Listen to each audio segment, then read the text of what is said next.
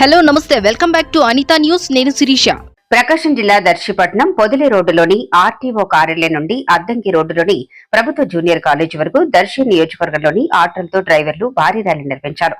తదుపరి ప్రభుత్వ జూనియర్ కాలేజీలో ఏర్పాటు చేసిన సమావేశంలో డాక్టర్ లక్ష్మి మాట్లాడుతూ అర్హులైన ప్రతి ఒక్కొక్కరి ఖాతాలో ఏడాదికి 15,000 రూపాయలు జమ అవుతాయని ఆమె తెలిపారు. ఇప్పటికే పెద్ద ఎత్తున సంక్షేమ పథకాలు అమలు చేస్తున్న మన ప్రభుత్వం డ్రైవర్ల సంక్షేమం కోసం ఆటో డ్రైవర్ల సేవలు అనే పథకానికి శ్రీకారం చుట్టింది. మహిళలకు ఉచిత బస్సు ప్రయాణం, పెట్రోల్ డీజిల్ ధరలు పెంపు, నిత్యావసర వస్తువుల ధరల పెరుగుదలతో పేద ఆటో డ్రైవర్లు పడుతున్న బాధలు చూసి మన కూటమి ప్రభుత్వం ఆటో డ్రైవర్లకు ఆర్థిక సహాయం చేసేందుకు తీపి కబురు అందించింది. మొత్తం రాష్ట్రంలో 2,90,000 మందికి 439 కోట్లు ఈ పథకం ద్వారా అర్హులైన ప్రతి ఒక్కరికి అందజేసే కార్యక్రమానికి శ్రీకారం చుట్టిందన్నారు. గత ప్రభుత్వం మొక్కుబడిగా కొంతమందికి మాత్రమే 10,000 రూపాయలు ఆటో డ్రైవర్లకు ఆర్థిక సహాయం పేరుతో ప్రచారం, ఆర్భాటం తప్ప వారికి ఆర్థిక సహాయం అందించింది లేదని డాక్టర్ లక్ష్మి విమర్శించారు.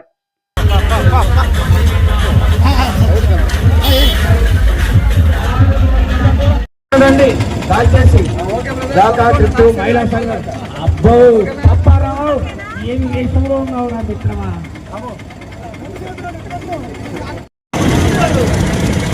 చూడండి, నా గేట్ ట్రాఫిక్ అవుతుంది సార్. దయచేసి ఏమన్నా బోర్డ్స్ పక్కన తప్పించండి సార్. మైక్ ఇంపార్టెంట్ అండి. దర్శి చైర్మన్ అండ్ శ్రీ కలపూర్ శేఖర్ గారు కూడా ఉన్నారు. దయచేసి చాలా సంతోషం. సీతారామయ్య గారు అలాగే అందరూ కూడా విచ్చేశారు. అధికారులు మరి అందరూ కూడా విజయవంతంగా ఈ కార్యక్రమం మనము చేస్తున్నాం. అలాగే అందరి మంత్రులు, ముఖ్యమంత్రి వర్యులు, అధికారులు, మరి పాలకులు, దక్షత గల వ్యక్తులు అందరూ కూడా పాల్గొన్నారు. చాలా ఆంధ్ర రాష్ట్ర ముఖ్యమంత్రి వర్యులు నారా చంద్రబాబు నాయుడు గారికి, డిప్యూటీ సీఎం పవన్ కళ్యాణ్ గారికి ప్రజలకు ప్రయాణంలో తోడుగా ఉంటారు.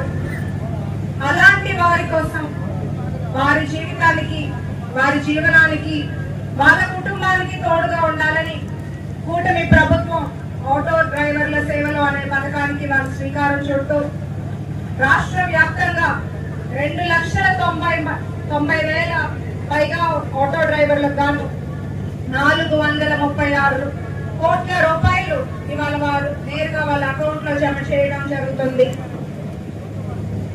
కూటమి ప్రభుత్వం, గౌరవ ముఖ్యమంత్రి చంద్రబాబు నాయుడు గారి దూరదృష్టి, డిప్యూటీ సీఎం పవన్ కళ్యాణ్ గారికి ప్రజల మీద ఉన్న అంకిత భావం, మన యువ నాయకులు మినిస్టర్ లోకేష్ అన్న గారి కృషి, అట్లాగే కేంద్ర సహకారంతో మన రాష్ట్రం అభివృద్ధి పదంలో తీసుకెళ్ళడానికి సాధ్యమవుతుంది.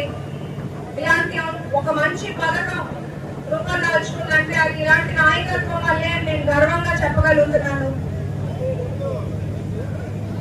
ఒకసారి మనం గత 5 ఏళ్ల పరిస్థితి చూస్తే మొక్కుబడిగా ఇష్టం వచ్చిన వాళ్లకు, ఆటో వాళ్ళకి 10,000 రూపాయలు ఇచ్చారు, ఆర్భాటం ఎక్కువ చేశారు.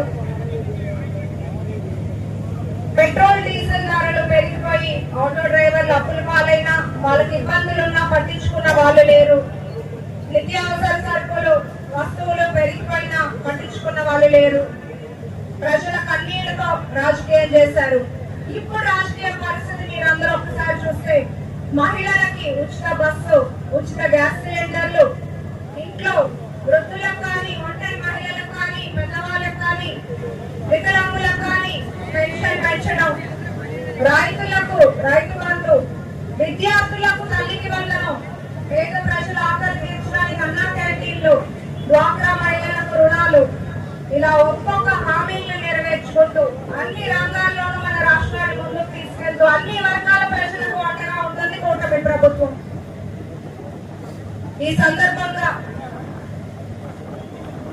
నేను ఒకటే చెప్తున్నాను, మహిళలకు ఎలా అయితే ఉచిత బస్సు ఇచ్చారో అప్పుడు కొంత ఎంతైనా ఆటో వాళ్ళకి ఇబ్బంది జరుగుతుందని ఆలోచన చేసి మీరందరూ ఎవరు కూడా అడగక ముందే వెంటనే ఈ నిర్ణయం తీసుకొని తీసుకోవడం గౌరవ ముఖ్యమంత్రి చంద్రబాబు నాయుడు గారికే సాధ్యం అవుతుంది.